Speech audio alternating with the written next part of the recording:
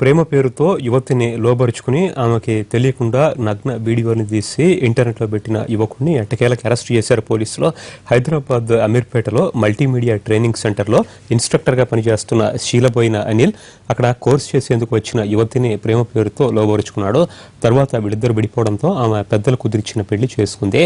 అయితే యువతికి సంబంధించిన వీడియోస్ని అనిల్ యూట్యూబ్లో పెట్టడంతో ఆమె కాపురం బుగ్గిపాలైందే. బాధితురాలి ఫిర్యాదు మేరకి నిందితుడిని అరెస్ట్ చేశారు పోలీసులు.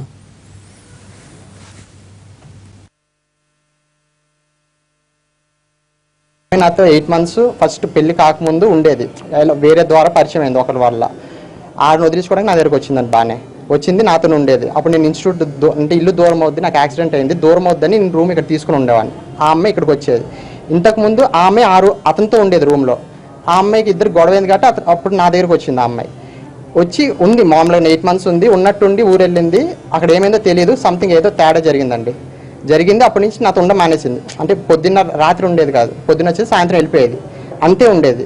తర్వాత ఉండేది కాదు. నాకు డౌట్, సర్లే ఏమో వెళ్ళే అనుకునేవాడిని. తర్వాత ఉన్నట్టుండి నాకు చెప్పకుండా వెళ్ళిపోయింది.